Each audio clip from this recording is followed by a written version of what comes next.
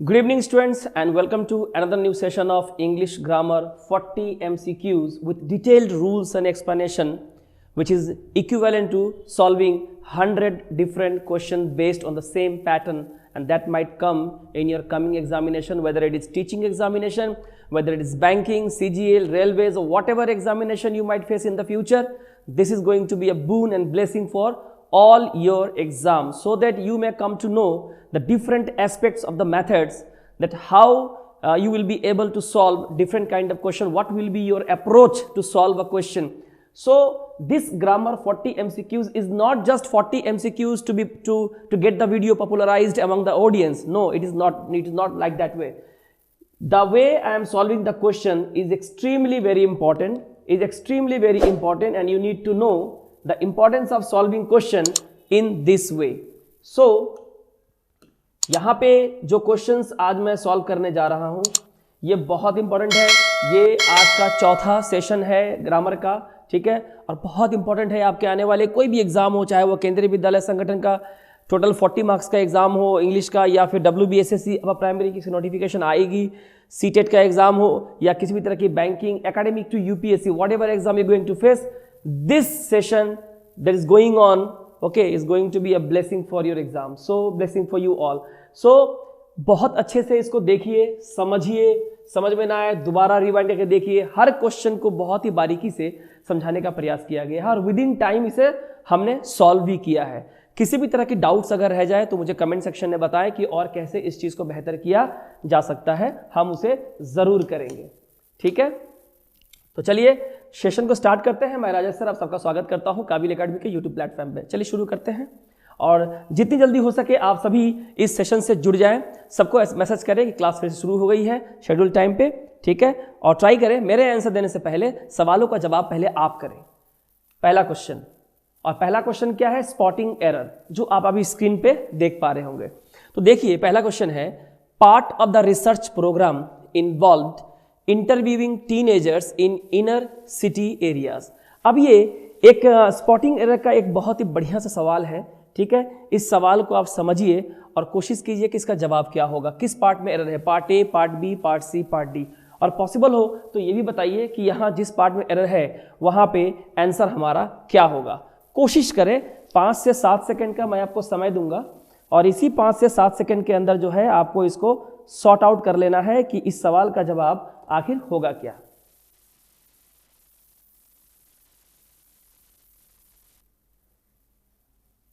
करें आंसर, देखिए, okay, comments एक बार देख लेता हूं आप सबके। देखिए, part of the research programme involved interviewing teenagers in inner city area, यानी कि जो रिसर्च प्रोग्राम जो है उसका एक हिस्सा, रिसर्च प्रोग्राम के बहुत सारे एजेंडा है, उसके कई सारे हिस्सों में एक हिस्सा ये कहता है कि जो इनर सिटीज एरिया के जितने भी टीनेजर्स हैं उनका इंटरव्यू लेना। तो रिसर्च प्रोग्राम में एक पार्ट में इन्वॉल्व है कि जितने भी टीनेजर इनर सिटीज एरिया में हैं उनका इंटरव्यू लेना रिसर्च प्रोग्राम में शामिल है।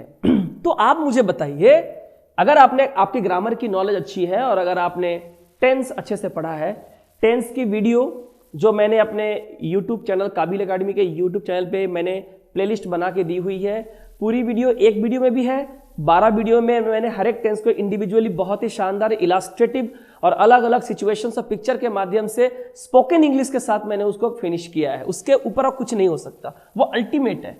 तो अगर आपने टेंस की अगर आपको अच्छी पकड़ है, अच्छी नॉलेज है, तो आप जानते हैं कि ये जो बात यहाँ कही गई है ये क्या है, एक फैक्ट है, एक जनरल इंफॉर्मेशन यहाँ पे दिया जा रहा है। क्या दिया जा रहा है, एक जनरल इंफॉर्मेशन प्रोवाइड करते हैं। और जब भी किसी फैक्ट की हम बात करते हैं तो कोई भी फैक्ट या कोई चीज हम नरेट करते हैं, किसी इंफॉर्मेशन को एक्सप्रेस करते हैं, किसी चीज, प्लेस, पर्सन, थिंग्स, किसी के बारे में कुछ भी हम अगर फैक्ट बताते हैं तो उसे हमेशा हम प्रेजेंट इंडिफिनिट टेंस में लिखते हैं। किस में लिखते हैं बच्चों, प्रेजेंट इंडिफिनिट टेंस में, जहां पे सब्जेक्ट के बाद क्या आता है, वर्ब की फर्स्ट फॉर्म, या वर्ब के फर्स्ट फॉर्म के साथ हम एस या ईएस लगाते हैं, उसके बाद हमारा क्या आता है, ऑब्जेक्ट। तो वर्ब के फर्स्ट फॉर्म में एस और ईएस तब आता है जब हमारा सब्जेक्ट कौन हो, थर्ड पर्सन सिंगुलर नंबर हो। थर्ड पर्सन सिंगुलर नंबर यानी कि ही, शी, इट या कोई भी सिंगुलर नाम आपका मेरा कुछ भी सिंगुलर नेम, ठीक है।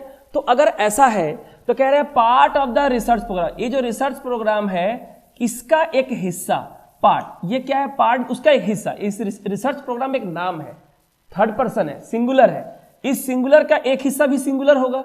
तो हमारा जो सब्जेक्ट है वो एक्चुअली पार्ट है किसका, ऑफ द रिसर्च प्रोग्राम का, जो खुद सिंगुलर है जिसका पार्ट भी सिंगुलर होगा। तो अगर सिंगुलर है तो हमारे वर्ब के साथ क्या लगेगा, एस और यस लगेगा। तो अगर आपने जवाब दिया है इन्वॉल्व्स तो आपको मिलते हैं पूरे 1 नंबर, ठीक है।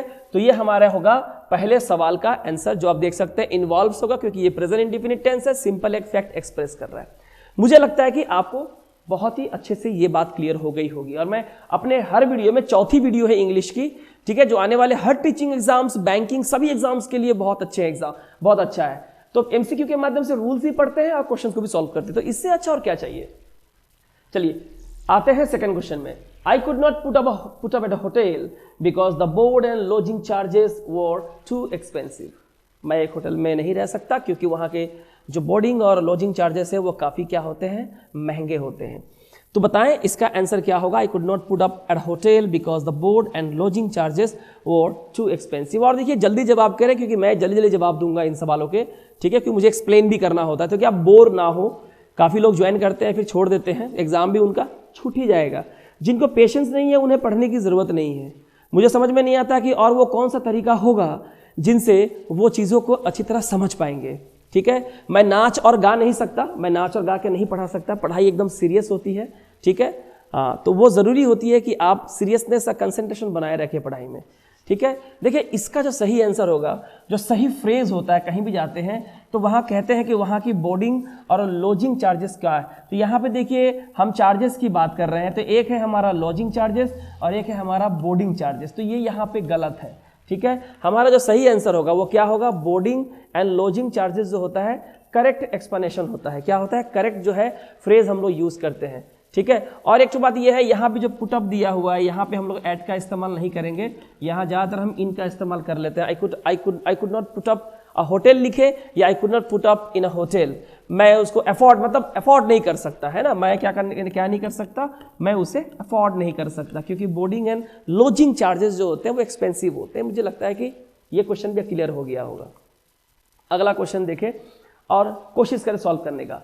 Much harassed he left hostel bag and baggage. देखिए सबसे पहले तो बैग एंड बैगेज एक इडियम है। बैग एंड बैगेज का मतलब होता है कंप्लीटली।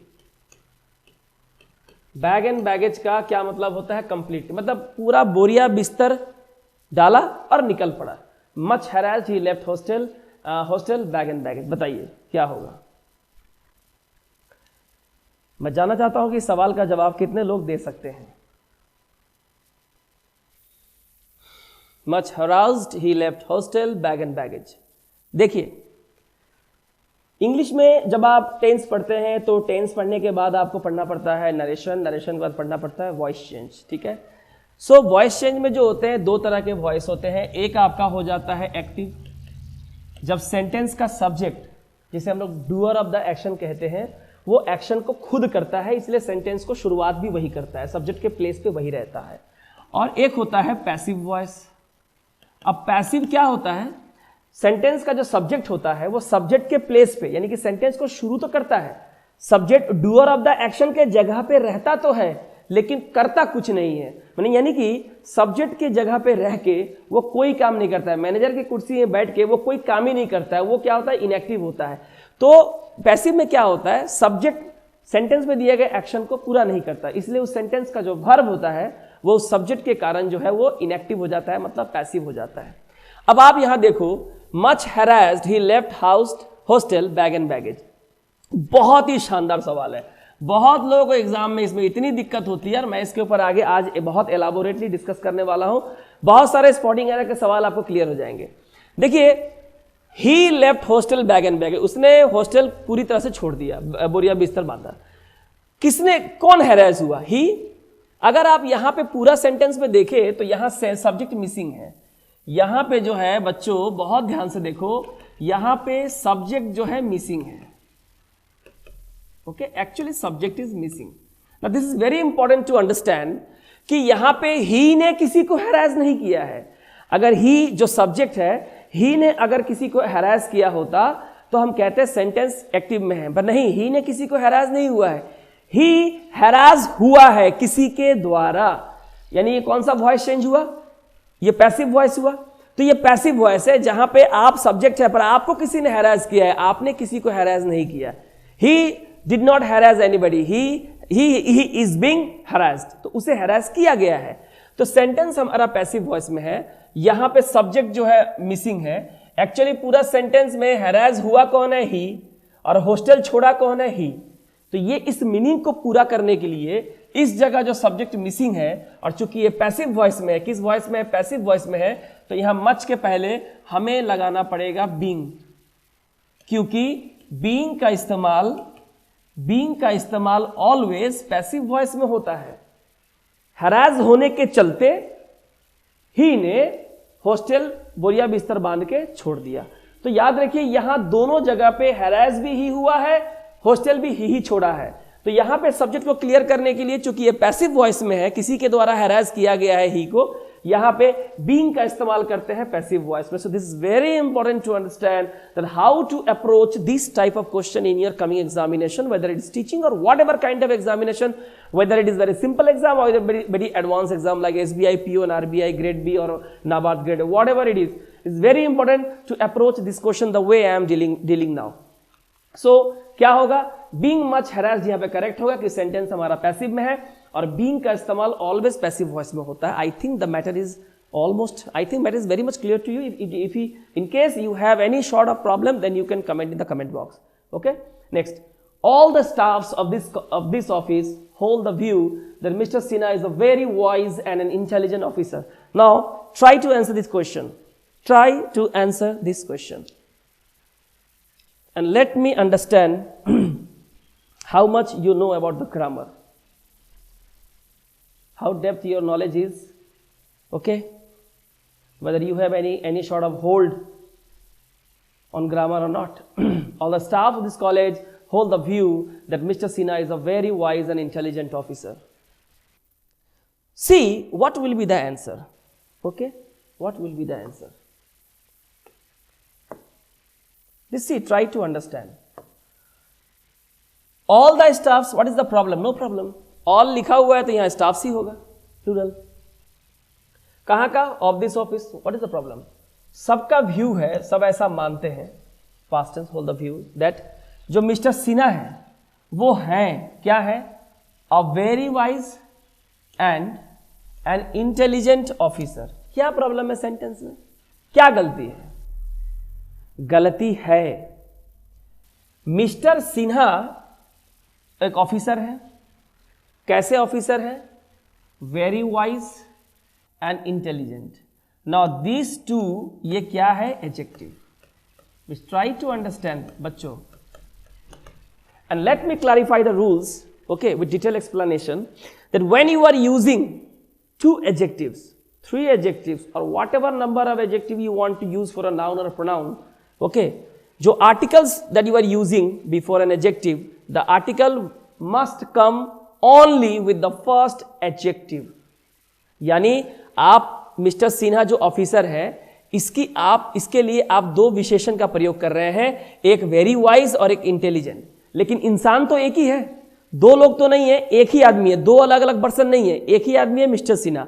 तो जब भी आप 2 एडजेक्टिव का इस्तेमाल करेंगे किसी एक नाउन को एक्सप्रेस करने के लिए, एक ही व्यक्ति के बारे में, पर्सन, प्लेस, थिंग के बारे में बताने के लिए, तब आप जो आर्टिकल यूज करेंगे वो फर्स्ट एडजेक्टिव के साथ होगा, ना कि सेकेंड एडजेक्टिव के साथ।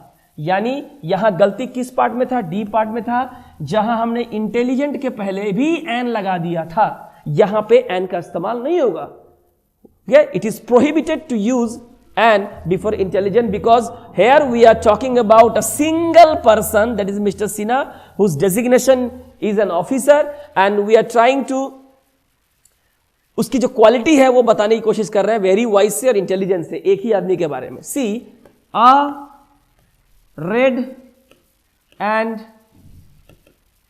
व्हाइट कोट, यानी एक कोट है जो लाल और सफेद रंग का है। मैंने एक ही कोट है जो लाल भी है सफेद भी है, डुअल कलर है। और एक होता है a red and a white coat.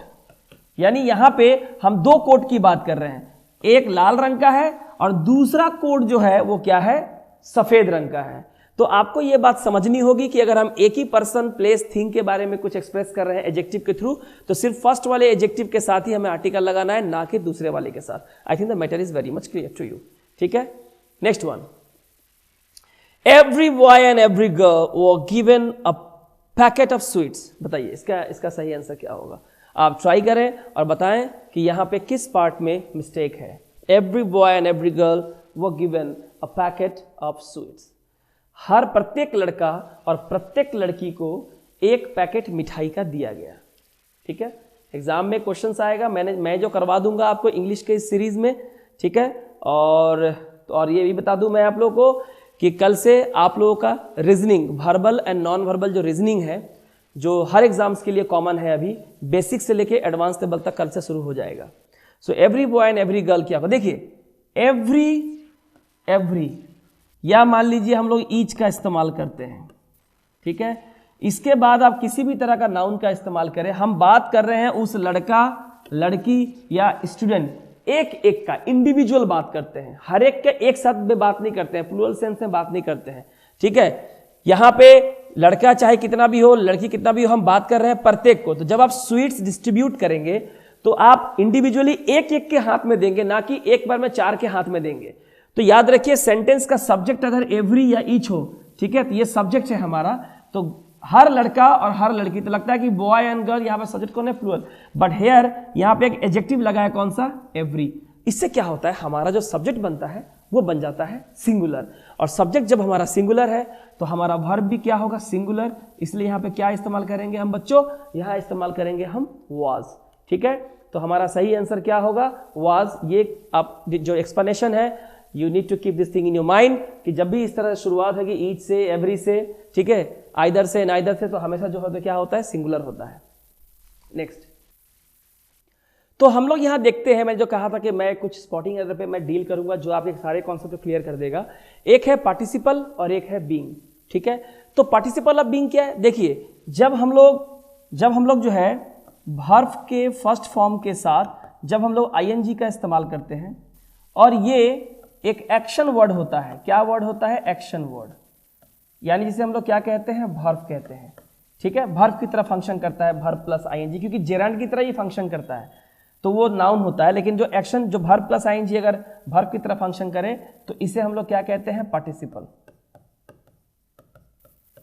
और इनफैक्ट इसे कहते हैं प्रेजेंट पार्टिसिपल। उसी तरह से एक होता है पास्ट पार्टिसिपल, जब हम हैविंग के साथ वर्ब की थर्ड फॉर्म का इस्तेमाल करते हैं, और ये भी एक्शन को ही बताता है, एक्शन वर्ड होता है। ठीक है, तो इसे कहते हैं पास्ट पार्टिसिपल। इसे क्या कहते हैं बच्चों, पास्ट पार्टिसिपल कहते हैं। ओके, और जब वर्ब प्लस आईएनजी नाउन की तरह फंक्शन करता है तो उसे हम लोग क्या कहते हैं, अगर ये वर्ब प्लस आईएनजी अगर नाउन की तरह फंक्शन करे तो इसको हम कहते हैं जेरांड। क्या कहते हैं बच्चों, जेरांड। तो मेरा टॉपिक ये नहीं है, हम लोग देख रहे हैं पार्टिसिपल और पास्ट पार्टिसिपल। बीइंग का इस्तेमाल हमेशा जो है आपका पैसिव वॉइस में होता है। Walking in the field he saw a dead tiger, यहाँ पे एरर क्या है, फील्ड में टहलते हुए उसने एक मरे हुए बाघ को देखा। ना सी, यहाँ पे सब्जेक्ट मिसिंग है। पूरा सेंटेंस देखिए, और सेंटेंस में एक ही जगह सब्जेक्ट दिया हुआ है, यहाँ ही।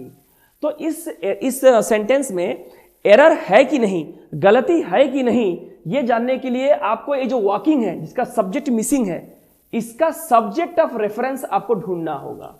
क्या ढूंढना होगा, सब्जेक्ट ऑफ रेफरेंस का मतलब होता है कि भाई फील्ड में घूम कौन रहा था, फील्ड में घूम कौन रहा था। तो जब ऐसा कंफ्यूजन हो तो यहां पे जो सब्जेक्ट दिया हुआ है ही, इसे आप कल्पना करें कि आप इसे यहां पे लिख रहे हैं, और लिखने के बाद देखें कि आपका सब्जेक्ट ऑफ रेफरेंस मीनिंग के हिसाब से सही बैठ रहा है कि नहीं। He walking in the field he saw a dead tiger, वो मैदान में टहल रहा था, उसने एक मरा हुआ बाघ देखा। तो जैसे ही हमने ही को यहां रखा, हमारा सब्जेक्ट ऑफ रेफरेंस एकदम क्लियर हो गया कि जो आदमी फील्ड में टहल रहा था वही आदमी टहलते हुए वहां मरा हुआ बाघ उसने देखा, पाया। इसका मतलब पूरे सेंटेंस में यहां का सब्जेक्ट ऑफ रेफरेंस भी वही है जो हमारा यहां पे दिया हुआ है। यानी यहां भी सब्जेक्ट ऑफ रेफरेंस कौन है, ही है, जो कि बिल्कुल क्या है, सही है। और हमें यहां किसी भी तरह के सब्जेक्ट ऑफ रेफरेंस को देने की जरूरत नहीं है, क्योंकि both the activities, that is the activity of walking and seeing a dead tiger has been done by he, दोनों काम ही के द्वारा किए गए हैं, इसलिए यहां पे क्या है, नो एरर है। यहां पे सब्जेक्ट ऑफ रेफरेंस एकदम क्लियर है, जो सब्जेक्ट को हमने बाद में इस्तेमाल किया वही सब्जेक्ट इस क्लॉज के लिए भी, इस एक्शन के लिए भी वही फंक्शन करता है, इसलिए यहां पे सब्जेक्ट ऑफ रेफरेंस की जरूरत नहीं है। प्रेजेंट पार्टिसिपल से हमारा मीनिंग क्लियर हो गया। मैदान में टहलते हुए, walking in the field, he saw dead tiger, उसने एक मरे हुए बाघ को देखा। But coming to the second sentence, coming towards her husband, अपने पति की तरफ आते हुए, the glass slipped from her hand, glass उसके हाथों से छूट गया। अब आप मुझे यह बताइए कि यहां पे गलती कहां पे है, यानी यहां मिस्टेक आपको कहां लग रही है, यह बताइए किस जगह जो है मिस्टेक है, क्या आप बता सकते हैं? अगर ऐसा प्रॉब्लम है तो कि यहां भी पार्टिसिपल का इस्तेमाल किया गया है और यहां सब्जेक्ट मिसिंग है, तो क्या करें, जो सेंटेंस में जो दूसरा सब्जेक्ट है, जैसे कि द ग्लास, ठीक है, इसको यहां बैठाएं, द ग्लास, ठीक है। द ग्लास को जब हम यहां बैठाते हैं सब्जेक्ट के प्लेस पे, तो देखें क्या हमारा मीनिंग सही बैठ रहा है। The glass coming towards her husband, माने ग्लास अपने पति की ओर आते हुए, तो क्या किसी का पति ग्लास होता है, ऑब्जेक्ट होता है? नहीं। इसका मतलब यह है कि इस पूरे सेंटेंस में, इस दो सेंटेंस में यहां पे एक सब्जेक्ट दिया हुआ है, लेकिन यहां जो पार्टिसिपल है इसका सब्जेक्ट ऑफ रेफरेंस, यानी इसका सब्जेक्ट ऑफ रेफरेंस जो है वो द ग्लास नहीं है, क्योंकि अपने हस्बैंड की तरफ ग्लास नहीं आया था, जो आ रही थी उसके हाथ से ग्लास छूट गया है कि नहीं। यानी यहां पे द ग्लास इसका सब्जेक्ट ऑफ रेफरेंस नहीं है, यानी कि सेंटेंस हमारा गलत है, इसका सब्जेक्ट ऑफ रेफरेंस गलत है, यानी पार्ट 1 में मिस्टेक है, पार्ट 1 में मिस्टेक है।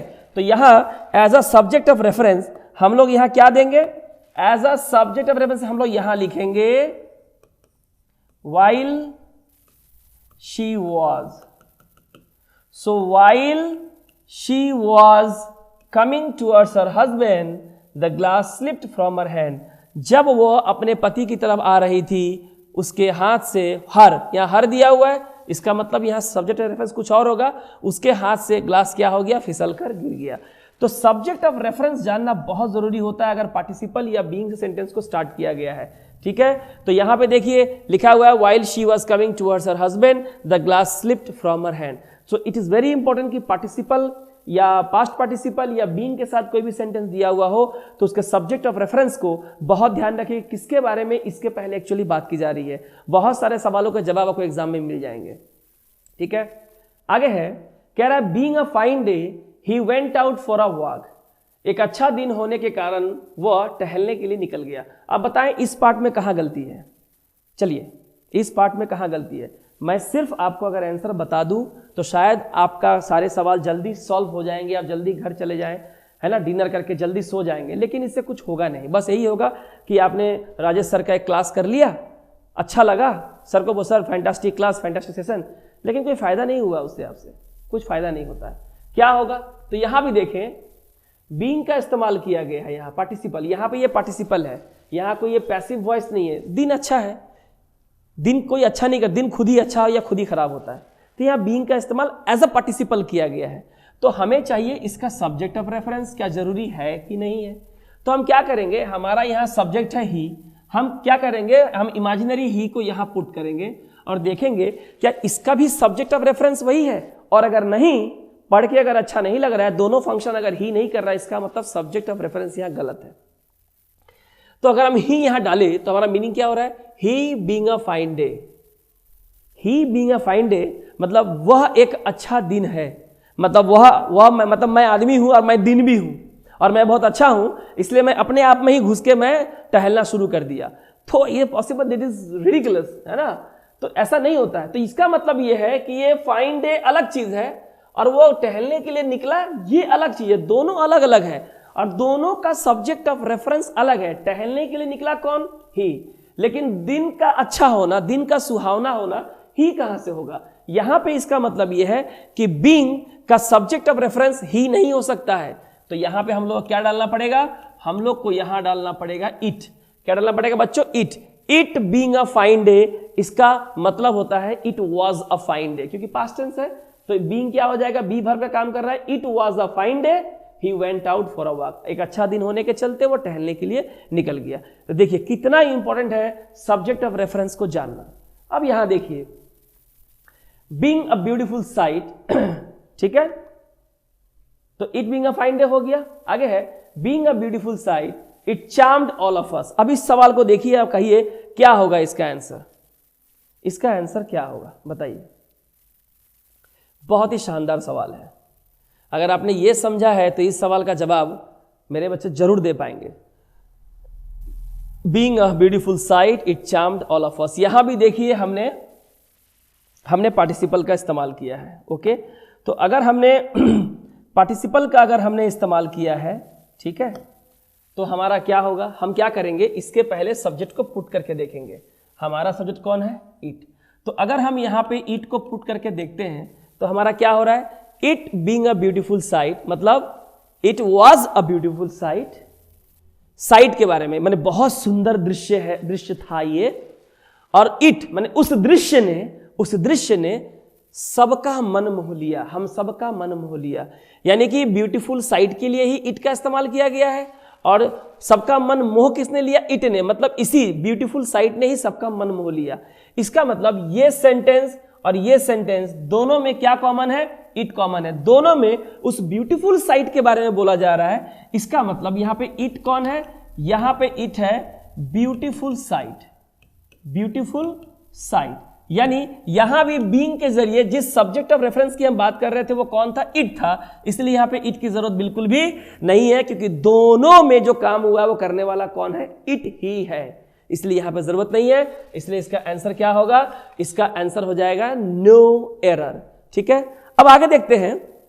समझिए एक्टिव वॉइस मैंने कहा था, जब किसी सेंटेंस की शुरुआत तो सब्जेक्ट से ही होती है, और सब्जेक्ट को क्या बोलते हैं, डूअर ऑफ द एक्शन। क्योंकि सेंटेंस में जो भी वर्ब होता है ना, मतलब कोई भी काम को वर्ब कहते हैं, उसे करने वाला होता है सब्जेक्ट, उसे कहते हैं डूअर ऑफ द एक्शन। अगर वो उस काम को खुद कर रहा है और सब्जेक्ट के प्लेस से बैठा है, सेंटेंस को शुरू करता है, तो हम कहते हैं कि उस सेंटेंस का वर्ब एक्टिव है। लेकिन सब्जेक्ट के प्लेस पे बैठ के वो कुछ भी नहीं करता है, बल्कि होने वाले काम को रिसीव करता है, he receives the result of an action, तब उस सेंटेंस का वर्ब क्या होता है, पैसिव में होता है। तो एक्टिव अगर वॉइस हो तो उसमें कोई एक्शन अगर पूरा हो गया, यानी कोई भी काम अगर खत्म, पूरा पास्ट टेंस हो चुका है, अब काम खत्म हो चुका है, उसे बताने के लिए हम हैविंग प्लस V3 का इस्तेमाल करते हैं, इसे कहते हैं पास्ट पार्टिसिपल। तो एक्टिव वॉइस में किसी भी काम को पूरा हो गया हो यह बताने के लिए हैविंग प्लस V3 का इस्तेमाल करते हैं।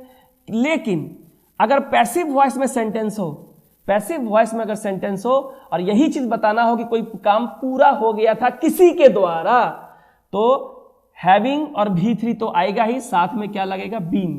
हैविंग और V3 जो कि एक्टिव में भी कॉमन है, लेकिन यहां एक्स्ट्रा क्या लगेगा, बीइंग। तो हैविंग बीइंग प्लस वर्ब का थर्ड फॉर्म इस्तेमाल कर सकते हैं, या बीइंग प्लस वर्ब का थर्ड फॉर्म इस्तेमाल कर सकते हैं, दोनों में से कोई और। तो याद रखिएगा, एक्टिव वॉइस में किसी भी काम का पूरा होने को बताने के लिए हैविंग प्लस वर्ब के थर्ड फॉर्म का इस्तेमाल करते हैं, और वही चीज अगर पैसिव में करना हो तो हैविंग बीन प्लस V3, यानी सिर्फ बीन एक्स्ट्रा लगता है, या बीइंग प्लस V3 का इस्तेमाल करते हैं पैसिव में किसी काम के पूरा हो गया है, पास्ट में चला गया, उसे बताने के लिए। फॉर एग्जाम्पल देखिए, having taken breakfast he went out. क्या मतलब है इसका, कि ब्रेकफास्ट कर लेने के बाद वो बाहर गया। ब्रेकफास्ट लेके तो बाहर नहीं गया ना, अगर आपको नाश्ता मिला है तो पहले आप नाश्ता करोगे, नाश्ता खत्म होगा, उसके बाद तो आप बाहर जाओगे।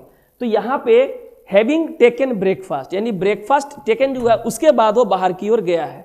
तो यहां पे आपको समझना होगा कि having taken breakfast, having taken का क्या मतलब होता है। इसे अगर मैं एलाबोरेट करूं बच्चों, इसे मैं अगर एलाबोरेट करूं, एक्सप्लेन करूं, तो क्या हो जाएगा, after he had taken breakfast, यानी अपना नाश्ता कर चुकने के बाद वो बाहर गया था। यानी पास्ट में दो काम हुआ है, तो जो काम पहले हो जाता है वो पास्ट परफेक्ट टेंस में जाता है, हैड के साथ वर्ब की थर्ड फॉर्म आती है, और जो काम उसके बाद होता है उसमें केवल वर्ब की सेकेंड फॉर्म आती है, यानी कि पास्ट इंडेफिनिट टेंस, है ना। तो having taken breakfast he went out, तो ही ब्रेकफास्ट करने का काम भी ही ने किया और बाहर जाने का काम भी ही ने किया, यानी कि ये भी एक्टिव है और ये भी एक्टिव है। दोनों चूंकि एक्टिव वॉइस है इसलिए हमने हैविंग टेकन यानी कि पास्ट पार्टिसिपल का इस्तेमाल किया।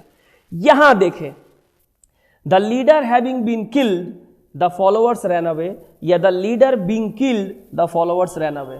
अब बताइए, the leader having been killed, यानी कि नेता को मार दिए जाने के बाद द फॉलोअर्स रैन अवे, उसके जो कार्यकर्ता है भाग गए। द लीडर बीइंग किल्ड, नेता को मारे जाने के चलते उसके फॉलोअर जो है क्या हो गए, भाग गए। मेरा कहने का मतलब है सब्जेक्ट के प्लेस पे कौन है बच्चों, ध्यान से देखो, बहुत क्लियर हो जाएगा बहुत कुछ। ये है सब्जेक्ट, क्योंकि सेंटेंस के शुरुआत में बैठा है तो ये सब्जेक्ट ही होगा, प्लस नाउन भी है। सब्जेक्ट है, काम क्या हो रहा है, किलिंग करने का। तो मैंने कहा था कि सब्जेक्ट के जगह पे जो होता है, बच्चों बहुत ध्यान सुनिए, सब्जेक्ट के प्लेस पे जो होता है वो अगर मारने का काम करे तो हमारा सेंटेंस एक्टिव वॉइस में होगा, लेकिन खुद मरने का काम करे तो सेंटेंस पैसिव वॉइस में होगा। तो देखिए यहां पे क्या है, उसे मारा गया था, लीडर को मारा गया था, लीडर ने किसी को नहीं मारा। यानी सब्जेक्ट के प्लेस पे होने के बाद भी ये मारने का काम नहीं हो रहा है, बल्कि इसको मारे जाने का काम हो रहा है। जो काम हुआ है ना किल्ड का, इसके रिजल्ट को ये रिसीव कर रहा है, यानी ये मरा है, इसने किसी को मारा नहीं है। इसका मतलब ये सेंटेंस क्या है, पैसिव है। सेंटेंस अगर पैसिव है और काम पूरा हो चुका है तो हम क्या लगाएंगे, having plus been plus killed. जो मैंने अभी कहा था कि पैसिव वॉइस में क्या लगाते हैं, having plus been plus killed, ठीक है। और उसके बाद द फॉलोअर्स रैन अवे, यानी कि वर्ब की सेकंड फॉर्म। और मैंने कहा था कि जब आप having plus been plus verb की थर्ड फॉर्म लगाते हैं तो इसके जगह पे हम बीइंग प्लस वर्ब की थर्ड फॉर्म को भी इस्तेमाल कर सकते हैं। क्या हो जाएगा, द लीडर बीइंग किल्ड, यानी हैविंग बीन किल्ड के जगह हम बीइंग किल्ड का भी इस्तेमाल करेंगे तो भी ये पैसिव वॉइस हुआ, क्योंकि ये मारा गया था किसी के द्वारा। द फॉलोअर्स रैन अवे, ठीक है। तो ये है तरीका, क्योंकि इसका क्या मतलब होता है, इसका मतलब होता है हैविंग बीन किल्ड और बीइंग किल्ड दोनों बराबर है। और इसका मतलब होता है कि after the leader had been killed, leader को मार दिए जाने के बाद द फॉलोअर्स रैन अवे, ठीक है। तो जब भी कोई एक्शन पूरा हो गया है, एक्टिव में है, तो हैविंग प्लस V3 से दिखा सकते हैं पास्ट पार्टिसिपल से।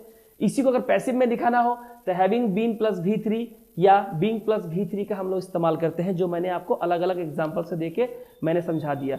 ये बहुत इंपॉर्टेंट था, ये बहुत इंपॉर्टेंट है और बहुत हाई लेवल का है, ठीक है। इससे एग्जाम में आपके क्वेश्चंस 100% आएंगे, आप देख लीजिएगा, मेरी बातों से मिला लीजिएगा। आगे सवाल है, the sun having been risen the fog disappeared और having deserted by her husband she committed suicide. और आपको बताना है क्या ये सही है या गलत है सेंटेंस, बताएं।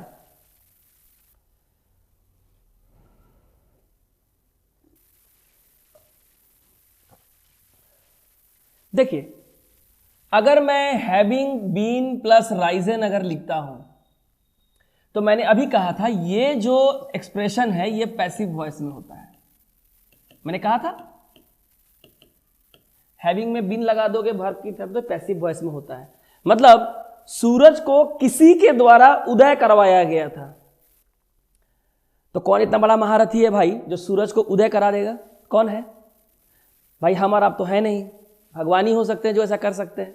तो सूरज जो होता है ना अपने उदय होता है, the sun rises in the east, सूर्य पूरब में उदय होता है, खुद ही उदय होता है भाई, कौन उसे उठा के ऊपर ला देगा। The sun sets in the west, सूर्य पश्चिम में अस्त होता है, तो खुद ही अस्त होता है, उसे पकड़ के डुबा नहीं देते हैं नीचे में कि जाओ भाई तुम्हारा टाइम हो गया कल आना, ऐसा नहीं है। तो ये पैसिव में लिख दिया है, तो अब सन को कैसे कोई इसको उगा सकता है, गलत है। तो यहां पे ये क्या होगा, गलत दिया हुआ है। इसका सही आंसर क्या होगा, इसका मतलब होता है after the sun had risen, यानी कि सूर्य के उदय होने के बाद फॉग, कुहासा जो है क्या हो गया, गायब हो गया। कुहासा क्या हो गया, गायब हो गया। तो इसका सही आंसर क्या होगा, यहां से बीन को हटा दीजिए क्योंकि सेंटेंस एक्टिव वॉइस में है, सूर्य खुद उदय होता है। The sun having risen the fog disappeared, सूर्य उदय होने के बाद कुहासा छट गया। तो देखिए ये वर्ब की सेकंड फॉर्म है, यानी कि ये क्या है, ये पास्ट टेंस है जो कंप्लीट हो चुका है। इसको एलाबोरेट करेंगे तो लिखेंगे द सन हैड राइजन, उसी को लिखते हैं द सन हैविंग राइजन। इसे कहते हैं the use of past participle. कहीं नहीं मिलेगा आपको इतना अच्छा एक्सप्लेनेशन, ठीक है। Having deserted by her husband she committed suicide, अपने पति के द्वारा छोड़े जाने के चलते उसने आत्महत्या कर ली। बताएं, यहां पे देखिए पास्ट पार्टिसिपल का इस्तेमाल किया गया है, तो यहां पे सब्जेक्ट और रेफरेंस ढूंढना पड़ेगा। यहां सब्जेक्ट कौन है, शी, तो यहां पे शी डाल के देखिए क्या हमको सही लग रहा है कि नहीं लग रहा है। क्या दोनों ही चीजें एक ही व्यक्ति के लिए है कि नहीं है?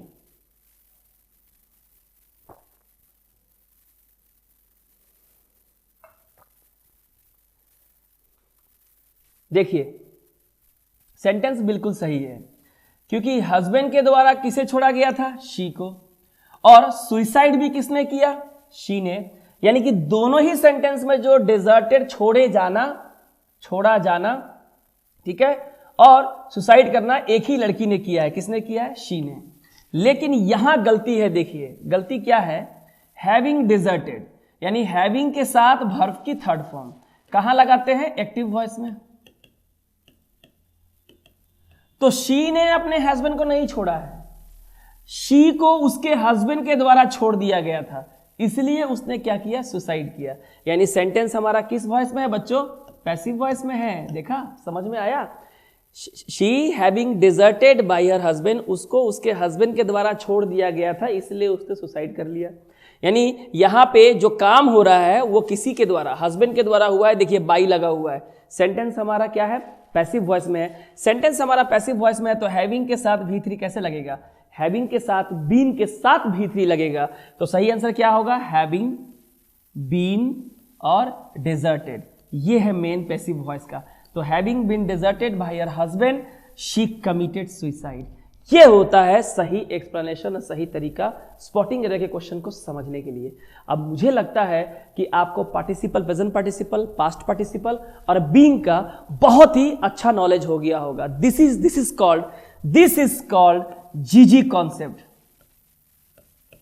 Of grammar.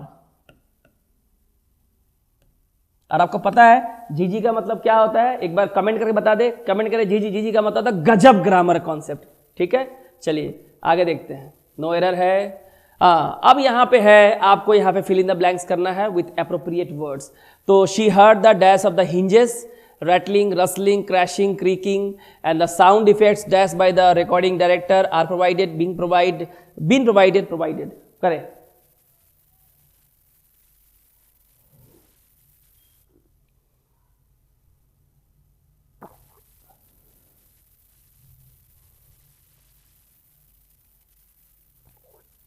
देखिए सबसे पहले she heard the dash of hinges की साउंड उसने सुनी। पहले तो यह समझना पड़ेगा कि भाई hinges होता क्या है। हमें तो पहले वही नहीं पता। अगर हमें वही नहीं पता तो हम जवाब देंगे कैसे? आपके घर में जो दरवाजा होगा, दरवाजा को जब खोलते होंगे, बंद करते होंगे तो कर किर किर की आवाज आती है ना, भूतिया फिल्म की तरह, इस तरह से जो आवाज आती है, तो वो जो दरवाजे के अंत में जहां दरवाजा लगा होता है, वहां जो कब्जा लगा होता है, दरवाजे को खुलता है बंद करता है, लोहे का जो कब्जा होता है, उसे क्या कहते हैं? हिंजेस कहते हैं। तो उसकी जो आवाज जो आपने सुनी, उसे क्या रैटलिंग कहते हैं? नहीं, वो जो रैटल स्नेक होता है, उसके जो पूंछ की सनसनाने की आवाज होती है, और वो क्या होती है? वो होता है रसलिंग। क्या होता है? आप जो सूखे पत्तों पे जब चलेंगे, सूखे जो ड्राई लीफ होता है ना, जब उस पर पैर रखेंगे तो जो आवाजें होती हैं उसे रसलिंग कहते हैं। क्रैशिंग यानी चीजों को दबाना, क्रैश करना। और ये होता है, कहीं सही आंसर क्या होता है? हमारा जो सही आंसर होगा वो क्या होगा? क्रिकिंग। देखिए ये होता है हिंजेस, कब्जा। और इसकी जो आवाज होती है, जो भूतिया हर घर में होती है कि कैसा भी दरवाजा लगा लो, तो इसे क्या कहते हैं? क्रिकिंग होती है। ठीक है, दूसरे सवाल का आप आंसर दीजिए, क्या होगा?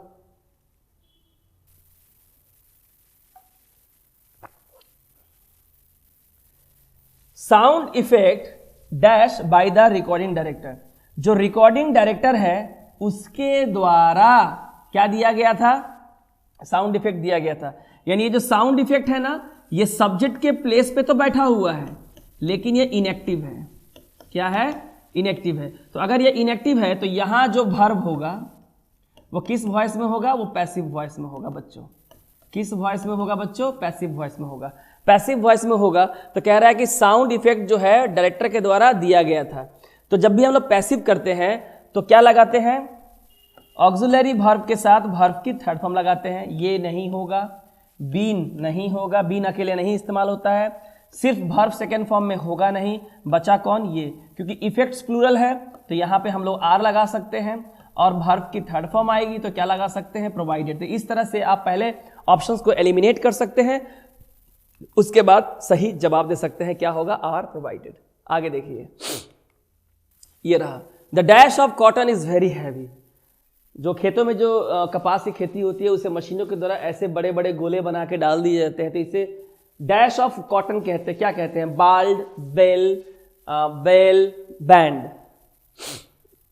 बैंड ऑफ म्यूजिशियंस होता है, यानी कि ये कलेक्टिव नाउन का वर्ड है, यानी कि जो नाउन से जो कलेक्टिव नाउन हम जानते हैं ना उसे कहते हैं। A herd of cattle, a herd of elephant, a swarm of bees, a packet of cigarette, a school of fish, a pack of Wolves.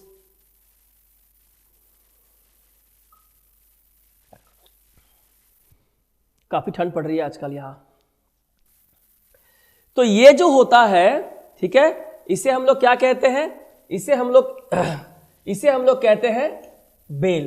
इसे हम लोग क्या कहते हैं? बेल। बाल्ड पता ही है आपको, टकला होना। बेल कोर्ट में जो किसी को बेल मिलती है। बैंड यानी कि जो ग्रुप होता है, बैंड ऑफ म्यूजिशियंस। तो यहां आंसर क्या होगा? Bale of cotton. ये क्या होगा? Bale of cotton. The principal has given यानी कि ये प्रेजेंट परफेक्ट टेंस में है, जहां पे हैज और हैव के साथ वर्ब की थर्ड फॉर्म आती है। अपना क्या दिया? डैश दिया टू द मैच। मैच के लिए प्रिंसिपल ने अपनी डैश दी, तो क्या दी? यानी कि यहां देखिए, ये हीज है। हीज क्या होता है? Possessive adjective. ही से बनता है हीज। तो उनके पास कुछ है। हीज क्या? उन्होंने अपना क्या दिया? अगर ये एडजेक्टिव है तो ये जिसे क्वालिफाई करेगा यहां पे जो आएगा वो कौन होना चाहिए? नाउन होना चाहिए। रिफ्यूज वर्ब है, एक्सेप्ट करना वर्ब है, बचा एसेंट और एसेंट। क्या होगा? तो उन्होंने अपनी क्या दी? अपनी अनुमति दी। तो हमारा सही आंसर क्या होगा? एसेंट। ठीक है, ये क्या हो जाएगा? नाउन हो जाएगा। याद रखिएगा, इस तरह के एक्सप्लेनेशन आपको पता नहीं कितने सारे सवालों को सॉल्व करने में आपको हेल्प करेगा। इसलिए मैंने कहा था कि this is not 40 plus question, this is 40 plus is equal to 100 question equivalent है। ठीक है। The hunter killed 2 dash for dinner. Hunter ने रात के खाने के लिए 2 डैश को मारा। अब ये 2 है, ये 2 क्या है बच्चों बोलो तो? ये है 2 न्यूमरल एडजेक्टिव। जब हम किसी नाउन या प्रोनाउन के संख्या के बारे में कुछ बताते हैं तो उसे न्यूमरल एडजेक्टिव कहते हैं। 10 तरह के एडजेक्टिव होते हैं। तो अगर ये एडजेक्टिव है तो ये किसी नाउन या प्रोनाउन को क्वालिफाई करेगा, तो यहाँ पे आना चाहिए नाउन, क्योंकि डिनर के लिए किसी को मारा है तो यहाँ पे कोई जानवर ही होगा। ठीक है, बता दो। तो ये तो फ्लोर बोला है, आटा, आटा को थोड़े मारा जाता है। फाउल खेलना, गलत खेलना। फूल माने बेवकूफ, मूर्ख को मारा है, तो बचा क्या? फाउल। अब बोलेंगे फाउल है क्या? तो फाउल ये है। ठीक है, जो जंगली जो मुर्गी होती है, मेरे ख्याल से सही नाम पता नहीं है, पर जो भी है यहाँ डिनर के लिए तो इसे ही पकाया गया है, तो हमारा आंसर होगा फाउल। बाकी क्यों नहीं होगा मैंने आपको बता दिया। अगला सवाल है कि भैया यहाँ पे बेस्ट एक्सप्रेसेस आपको मीनिंग बतानी है ऑनेस्ट की। ऑनेस्ट का मीनिंग बताना है ऑथेंटिक, अपराइट, एक्चुअल, डायरेक्ट। बताइए इसका आंसर क्या होगा? Authentic, upright, actual, direct. क्या होगा इस सवाल का सही जवाब? ऑनेस्ट। ऑनेस्ट का मतलब होता है ईमानदार। ठीक है, तो इसका सही जवाब क्या होगा बताएं? इसका सही जवाब होगा अपराइट होना। अपराइट का मतलब होता है बहुत ज़्यादा ऑनेस्ट, या जो घूस नहीं खाता है, बहुत सिंसियर होता है। ठीक है, हालांकि यहाँ पे ऑथेंटिक काफ़ी नज़दीक है, लेकिन ऑथेंटिक जो होता है वो चीज़ अलग है, जो ओरिजिनल होता है, जो ओरिजिनलिटी में रहता है, जिसकी डुप्लीकेट कॉपी नहीं होती है। ठीक है, अगला है वोकेशन। तो जानते हैं स्कूलों में बहुत सारे वोकेशनल कोर्सेज कराए जाते हैं। तो ये वोकेशन होता क्या है? एग्जामिनेशन होता है, सेमिनार होता है, ऑक्यूपेशन होता है, या हॉलिडे होता है? बताएं वोकेशन का क्या मतलब होता है? वोकेशन का आखिर मतलब क्या है? बताएं वोकेशन का क्या मतलब होता है? वोकेशन को हम लोग हिंदी में कहते हैं पेशा। और आगे चल के हमें कोई जॉब मिल सके, इस तरह के बहुत सारे कोर्सेज, वोकेशनल एग्जाम्स भी होते हैं, वोकेशनल कोर्सेज भी कराए जाते हैं। यानी इसका सही आंसर क्या होगा हमारा? ऑक्यूपेशन। ठीक है, आगे है कैंटैंकरस। कैंटैंकरस का क्या मतलब? बहुत बढ़िया वर्ड है। कैंटैंकरस का क्या मतलब? कैंटैंकरस अच्छा वर्ड, पढ़ने में अच्छा ही लगता है। नॉइजी है, क्वारलसम है, रैश है, डिसरेस्पेक्टफुल है। बताएं सही जवाब दे इसका क्या होगा? जल्दी करें। क्या ये इसका मतलब होता है शोर शराबा करने वाला, झगड़ालू, रैश, या आदर नहीं करने वाला, जो बहुत ज़्यादा डिसरेस्पेक्टफुल है? तो आपको क्या लगता है कि इसका सही जवाब क्या होगा? जवाब करें।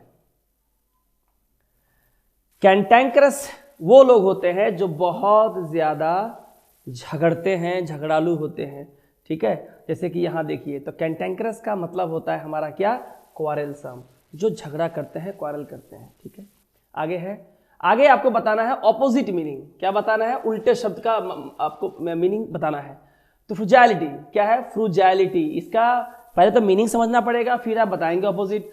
प्रोडिगैलिटी, कैप्टिविटी, गेइटी या एनमिटी, बताएं। एनमिटी का मतलब होता है दुश्मनी, कैप्टिविटी का मतलब होता है पकड़े जाना, गेइटी का मतलब होता है मेरे ख्याल से आई थिंक जश्न, झूमना, मस्ती करना। देखिए फ्रूजालिटी का क्या मतलब होता है, फ्रूजालिटी का मतलब होता है पैसे बहुत ज़्यादा बचाना, है ना, एक एक पाई पाई का हिसाब करके पैसे को सेव करना ताकि रिच हो सके। और ठीक उसका उल्टा क्या होता है, जो पैसे में सीधे आग लगा देता है, मतलब बे इंतहा बेतहाशा पैसा खर्चा करता है, बहुत, है ना, समझ रहे हैं ना। तो उसे हम लोग कहते हैं क्या, उसे हम लोग क्या कहते हैं, उसे हम लोग कहते हैं प्रोडिगैलिटी। क्या कहते हैं उसे हम लोग, प्रोडिगैलिटी। तो फ्रूगैलिटी का उल्टा क्या होगा, प्रोडिगैलिटी। इसमें प्रोडिगैलिटी भी जो है इसमें क्या है, कॉमन है, लेकिन इसके मीनिंग को आप जरूर समझिएगा, फ्रूगैलिटी, ठीक है। बहुत जो सेविंग नेचर का होता है। ह्यूमेन, नॉट ह्यूमन, ह्यूमन माने मनुष्य, ई लग गया, ह्यूमेन। ह्यूमेन का क्या मतलब होता है, माने इसका ऑपोजिट क्या होगा, अनकाइंड, लिविंग बीइंग, पर्सन या मैन। जवाब करें फटाफट इसका, जल्दी। इसका मीनिंग होता है जो बहुत ज्यादा क्या होता है, बहुत ज्यादा होता है काइंड, यानी कि किसी के प्रति बहुत ज्यादा दया रखना, दयालु होना। तो इसका ठीक ऑपोजिट क्या हो जाएगा, इसका ऑपोजिट हो जाएगा अनकाइंड, यानी कि क्रूर बोल सकते हैं। मिजरेबल, मिजरेबल का मतलब होता है बहुत ज्यादा दयनीय। क्या होता है, बहुत ज्यादा दयनीय। जैसे कि यहाँ पे पिक्चर में देख सकते हैं, he is in a very miserable condition for his father is missing, may be mother is missing. तो इसका अपोजिट क्या होगा, तो अगर मिजरेबल है, बहुत ज़्यादा परेशान है, दुखी आत्मा है, तो इसका उल्टा क्या हो जाएगा, इसका उल्टा हो जाएगा हमारा क्या, हैप्पी, यानी बहुत ज़्यादा खुश होना। सॉलिडरी हमने कल वीडियो में किया था, लिविंग एलोन, अकेले रहना, और एक्टिव और लाउडेबल तो पता ही है, ठीक है। आगे आगे क्या दिया हुआ है, इडियम्स एंड फ्रेजेस दिया हुआ है। ये चौथी वीडियो है इंग्लिश की, 3 वीडियो में, हर वीडियो में हमने नए नए इडियम्स एंड फ्रेजेस कर रहे हैं। आपका जो कोर्स है वो पूरा हो रहा है। बताना है इसका मीनिंग क्या है। If you read between the lines you will appreciate what he rights. कह रहा है कि अगर आप लाइन के बीच में पढ़ें तो आप समझेंगे कि यू विल अप्रिशिएट व्हाट, कि आप देखेंगे कि वो जो लिख रहा है वो बहुत अच्छा लिख रहा है, आप उसकी प्रशंसा करेंगे। देखिए ये 2 लाइन है, क्या इस लाइन के बीच में कुछ लिखा हुआ है, नहीं, लेकिन आप उसे भी पढ़ने की कोशिश कर रहे हैं। यानी जो चीज़ वहाँ पे नहीं लिखी है या जो आप कहना चाहते हैं लेकिन लिखी नहीं है, उसे भी आप जान लेना, या जो हिडन मीनिंग है, try to understand the hidden meaning और try to understand what you want to say. हाँ, हालांकि आपने वहाँ लिखा नहीं है ना। जैसे कि यहाँ पिक्चर में दिखा जा रहा है कि रीड बिटवीन द लाइन कर रहा है, आखिर वो जानने की कोशिश कर रहा है कि इस आर्टिकल में, इस न्यूज़ में वो चीज़ क्या है जो लिखी नहीं हुई है ना। तो इसका मतलब होता है कि to know what the writer thinks, कि आखिर जो राइटर है, लिखने वाला है, उसने जो भी कुछ लिखा है वहां वो क्या सोचता है, उसके विचार क्या है जो उसने वहां लिखे नहीं है। या हम ये भी कह सकते हैं try to understand the hidden meaning. हम इसको और क्या कह सकते हैं, इसे कह सकते हैं try to understand the hidden meaning, ठीक है। Next, to throw dust in one's eyes, यानी किसी की आंख में धूल झोंकना, किसी की आंख में धूल झोंकना, पता ही है आपको, यानी किसी को धोखा देना, किसी को चीट करना, किसी को छुरा घोंपना पीठ में, है ना, साथ छोड़ देना। तो सही आंसर क्या होगा इसका, टू डिसीव। क्या होगा इसका, डिसीव। अब मुझे पूरा यकीन है आप लोग सही आंसर दे रहे होंगे, कमेंट की चिंता ना करें, आप पढ़ाई पे ध्यान दें। आगे है, he is a cut above all the other boys in the group, जितने भी दूसरे लड़के जो ग्रुप में हैं वो अ कट अबव है। अब ये क्या है कट अबव, क्या इसका मतलब होता है क्वाइट टॉलर, लंबा होता है, मोर एक्टिव होता है, और लिटल रफर होता है, या रदर सुपीरियर होता है। आप इसका आंसर बताएं कि जितने भी ग्रुप में लड़के हैं उससे वो कट अबव है। क्या है, कट अबव है। बताइए क्या होगा इसका आंसर। देखिए कट अबव का क्या मतलब होता है, कट अबव का मतलब होता है she is a cut above the other competitors and should win easily. इसका मतलब है जितने भी उसके दूसरे प्रतियोगी है उससे वो कहीं अधिक सुपीरियर है और इसलिए वो आसानी से जीत सकता है। तो कट अबव का मतलब होता है रैदर सुपीरियर टू, यानी किसी से किसी मामले में बेहतर होना। As soon as the police arrive, जैसे ही पुलिस पहुंची, the bank robbers showed the white flag, डकैतों ने सफेद झंडा दिखा दिया। जैसे कि यहां आप देख सकते हैं सफेद झंडा गिरा के मुड़ी नीचे गाड़ लिया है कि नहीं? सोचता है उसको नहीं देखेगा, लगेगा जब पिछवाड़े में डंडा तो सब समझ में आएगा। So as soon as the police arrive the bank robbers showed the white flag. हरा झंडा दिखाना, इसका मतलब क्या होता है कि आप लड़ना नहीं चाहते, आप शांति चाहते हैं, आप सरेंडर करते हैं, आप नहीं लड़ सकते हैं उनसे, ठीक है ना?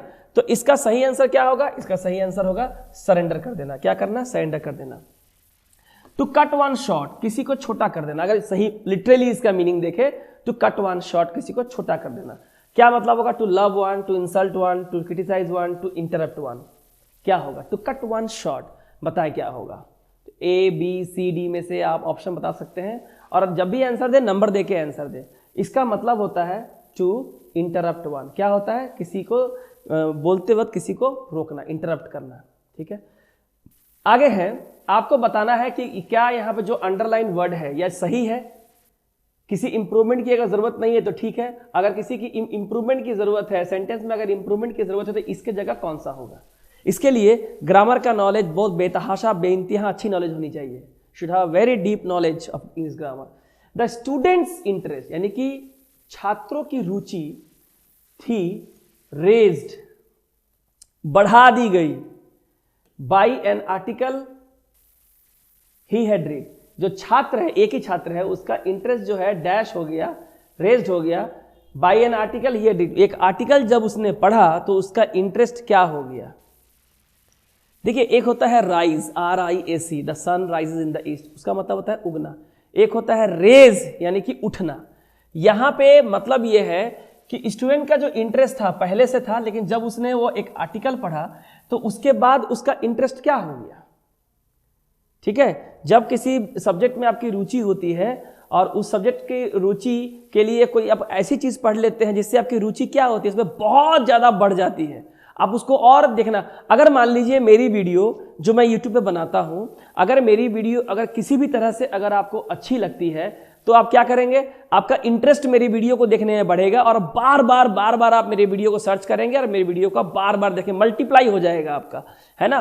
तो यहां सही आंसर क्या होगा? Multiplied. The students interest was multiplied by an article he had read. तो आगे है, this telephone number is not existing. ये टेलीफोन नंबर एग्जिस्ट नहीं कर रहा है। Has not existed, has not been existing, does not exist, no improvement. आपको बताना है कि यहां पे सही आंसर क्या होगा। This telephone number is not existing, बताएं सही आंसर क्या होगा।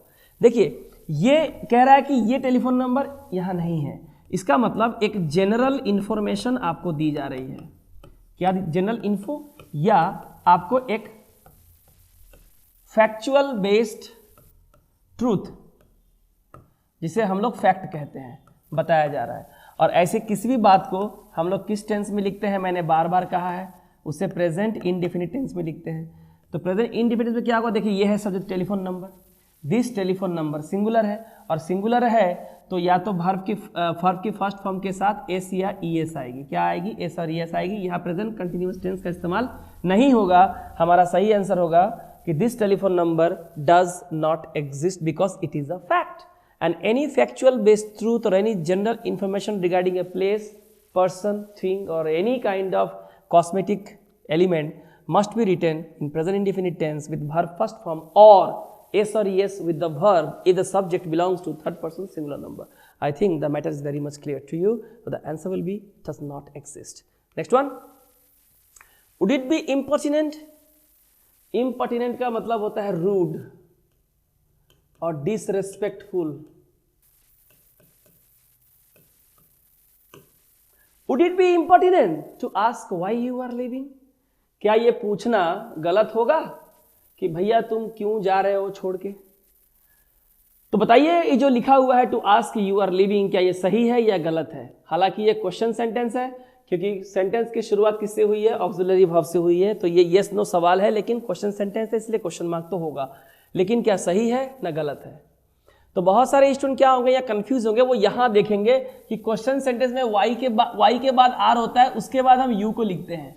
वो अब सेंटेंस अगर यहाँ y से शुरू होता तो सेंटेंस तो क्वेश्चन वुड से बना है, तो यहाँ पे तो ये सिंपल सेंटेंस है। सिंपल सेंटेंस में y के बाद सब्जेक्ट है, उसके बाद r का इस्तेमाल करते हैं, ठीक है। तो यहाँ पे किसी भी तरह के इंप्रूवमेंट की जरूरत नहीं है, सेंटेंस बिल्कुल सही है। Would it be impertinent to ask you why you are leaving? We have to know that we can achieve things slowly and gradually, not overnight. we have to know that, हमें ये जानना ही होगा कि हम चीज़ों को रातों रात नहीं पा सकते, बल्कि बहुत स्लोली और ग्रेजुअली हमें चीज़ें मिलती हैं या हमें सफलता मिलती है, ये बताना है। तो बोला कि we have to know that क्या होगा, we would know that, we had to know that, we must know that, या no improvement। बहुत बढ़िया है, बहुत ध्यान से इसे देखें और बताएं इसका आंसर क्या होगा।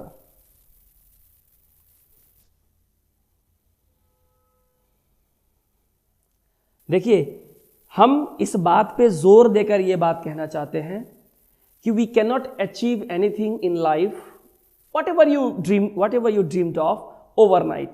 रातों रात को सोए और सुबह उठ के तुम्हें सब कुछ मिल गया, ऐसा हलवा नहीं होता है, ठीक है। तो हलवा भी खाना है ना, सवेरे उठे खुद बनानी पड़ती है या नहीं तो मम्मी बना के देती है। तो it is not possible to achieve anything overnight. चीज़ें आपको मिलेंगी, हर सफलता आप कदम चूमेंगी, लेकिन स्लोली और ग्रेजुअली, धीरे धीरे स्टडी ही जाएंगी। और ये एक फैक्ट है, ये क्या है, एक फैक्ट है, ये सबको एक्सेप्ट करना पड़ता है। इस बात पे जोर देने के लिए कह रहे हैं, ठीक है। तो वी हैव टू नो गलत है, यहाँ हो जाएगा, ठीक है, वी मस्ट नो दैट, हम ये जानते हैं भली भांति, ठीक है।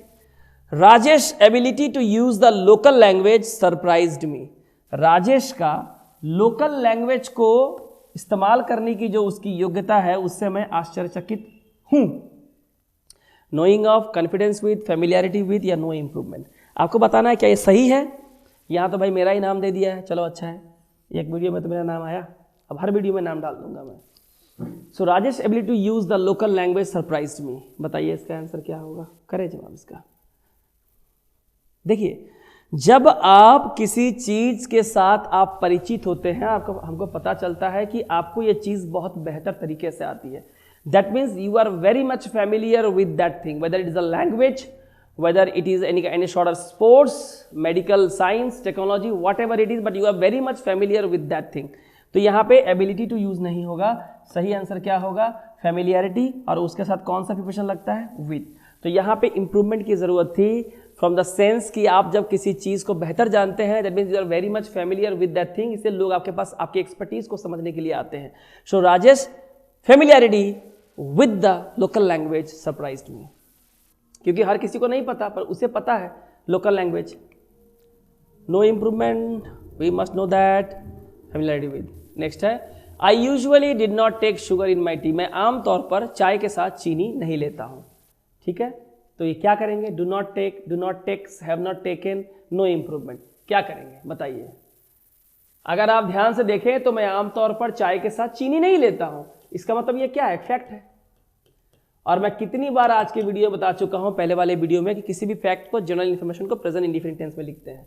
तो ये अगर प्रेजेंट इंडेफिनिट टेंस में होगा तो डिड कैसे होगा, डिड तो पास्ट इंडेफिनिट टेंस है।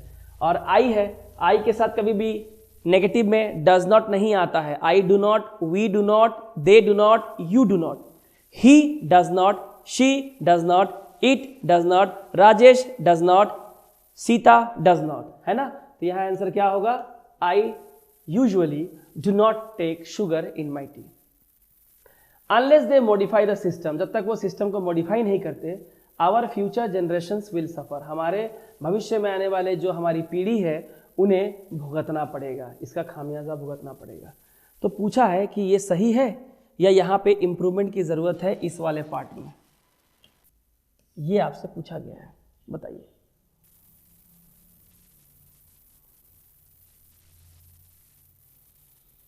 बताएं इसका आंसर क्या होगा।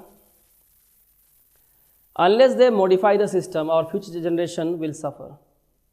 देखिए, यहाँ पे सिस्टम को जब तक मॉडिफाई नहीं कर दिया जाता, हमारे आने वाले जनरेशन को भुगतना पड़ेगा।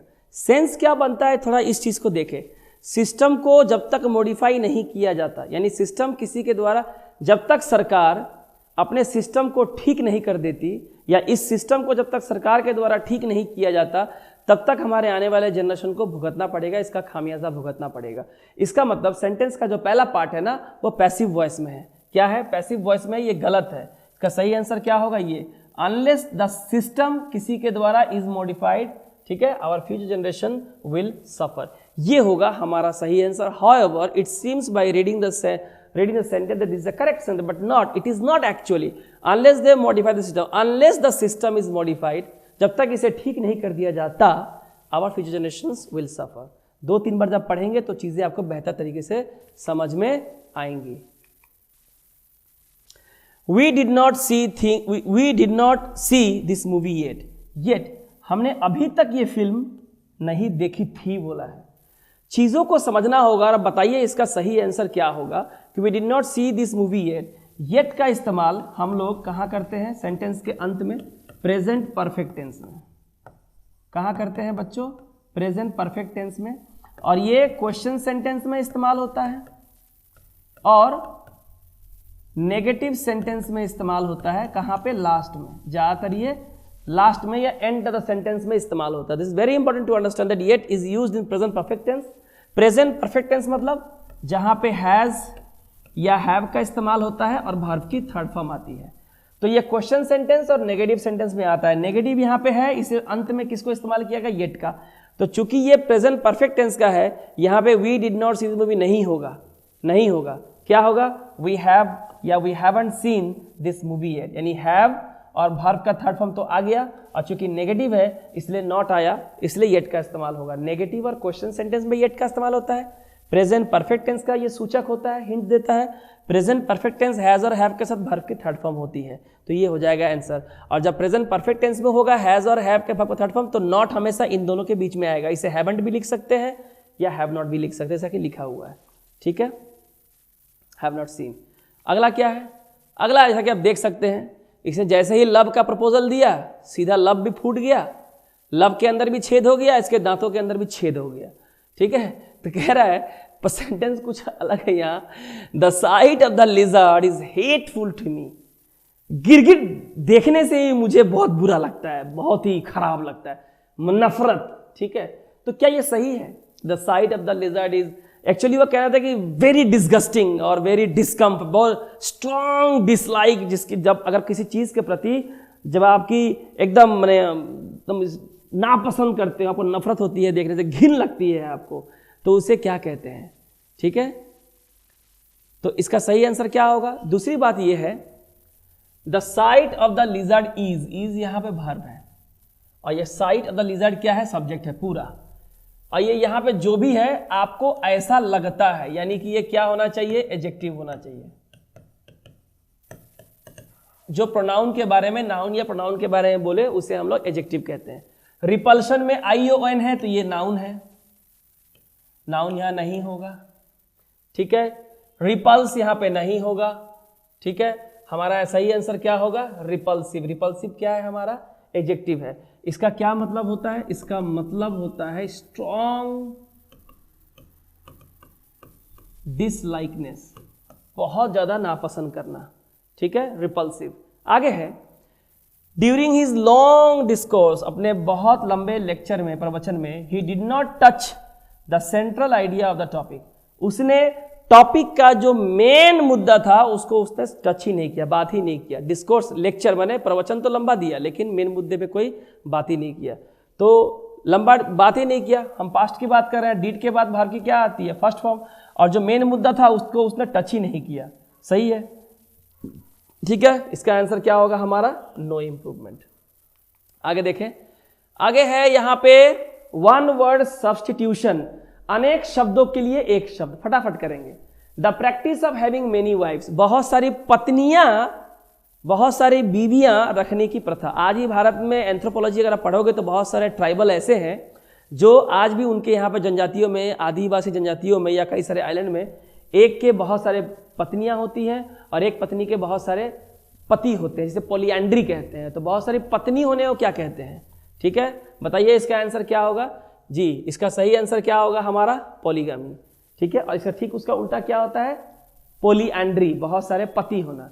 टेक ग्रेट प्लेजर, बहुत ज्यादा आनंद लेना, मजा आना, इसे हम लोग क्या कहते हैं? Rebel, satisfied, uphold, over. किसी बार में गए, पार्टी में गए, जो बेतहाशा नाच रहे हैं, जो मजा आ रहा है, बहुत इंजॉय, यार मजा आ गया, लाइफ का मेरा बेस्ट दिन है, मैंने बहुत मजा किया, बहुत प्लेजर हुआ, क्या कहते हैं इसको? रिबेल कहते हैं। अ स्ट्रॉन्ग डिसलाइक, बहुत भयंकर नफरत करना, क्या करना? नापसंद करना किसी को, स्ट्रॉन्ग डिसलाइक, नहीं मुझे नहीं पसंद है, मुझे नहीं करना है, मुझे नहीं देखना है, मुझे नहीं खाना है ये, because I have a strong dislike for this thing. क्या होगा? Reciprocity, enmity, animosity, malice. सही आंसर क्या होगा इसका? इसका सही आंसर होता है animosity. A frog lies both on land as well as in water. भाई मेढक जो जमीन पे भी रहता है, पानी में भी रहता है, भाई इसे क्या कहते हैं? इसे हम लोग एम्फीबियन कहते हैं। एम्बीडेक्स्ट्रस तो अलग होता है ना, जो दोनों हाथों से लिख सकता है। एनिमेट मतलब जो चलचित्र, कार्टून वगैरह जो होते हैं उसे कहते हैं। एक्वाटिक जो पानी में रहता है, ठीक है। मेलिस यानी कि बुरा, इसे कहते हैं, ठीक है। आगे देखो, the Mahabharata is a long poem based on a Nobel theme. एक बहुत ही आदर्श विषय पे महाभारत एक बहुत लंबी कविता है। तो क्या इसका तो आंसर दिया हुआ है। इसे हम लोग क्या कहते हैं? महाभारत क्या है? एक एपिक है, महाकाव्य है, कविता है। Person who abstains completely from alcoholic drinks. व्यक्ति जो शराब से बिल्कुल दूर रहता है, कभी शराब नहीं पीता, उसे क्या कहते हैं? टिटोलर, डिरेलिक्ट, सब्जंक्टिव, इनक्रिमिनेटोरी। क्या कहते हैं इसको? बिल्कुल सही आपने सोचा है। सही आंसर क्या होगा? Teetotaller. Person who files a suit. एक व्यक्ति जो कोर्ट में केस दाखिल करता है, अपनी याचिका दाखिल करता है, सूट माने याचिका दाखिल करता है, उसे हम लोग क्या कहते हैं? उसे लॉयर के वकील लोग जो लिखते हैं ना कि ये कौन है जो केस जो याचिका दाखिल किया है, इसे कहते हैं प्लेंटिफ। याद रखिएगा, इसे क्या कहते हैं? प्लेंटिफ। और आगे 2 सवाल स्पेलिंग टेस्ट आपके मनोरंजन के लिए, ठीक है। बताइए कौन सा स्पेलिंग करेक्टली स्पेल्ड है? बिल्कुल सही है। मिशनरी, मिशनरी, मिशनरी, मिशनरी, ठीक है। तो इसका सही आंसर क्या होगा? MISSIONARY, mission Neri. तो क्या होगा इसका आंसर? बी नंबर इसका आंसर हो जाएगा। प्रोपेलर, प्रोपेलर, प्रोपेलर, प्रोपेलर, जो नाव के पीछे जो मोटर का पहिया जो प्रोपेलर घूमता है, चक्का ना, उसे प्रोपेलर कहते हैं। सही आंसर क्या होगा इसका? PROPELLER, PROPELLER, PROPELLER, यानी कि सी नंबर ऑप्शन जो है आपका बिल्कुल सही है। This is the end of another interesting session on English grammar with 40 plus MCQs, which in my point of view, I don't know what you think, you may think otherwise, equivalent to 100 questions which you might be able to solve in the coming examination if you have gone through all these 4 video very carefully and minutely. So this is my personal advice to watch every video of mine that I am uploading every day on any topic, because every topic is important. You cannot leave or cannot neglect just because we don't have that much of subscriber. We will have our subscriber in future, and I know that because I am doing a lot of hard work with utmost sincerity and honesty from the core of my heart, and that's what I am telling you. So if you like if you have understand the video, if you have liked the video, please like the video, share it among your friends and relatives. Okay, subscribe my channel Kabil Academy. You can also go to the Play Store and download my app Kabil Academy, and also press the bell notification so that you may get the notifications of my every video, so that you may get the notice in time before your examination. I will see you later in next video. Take care. Thank you.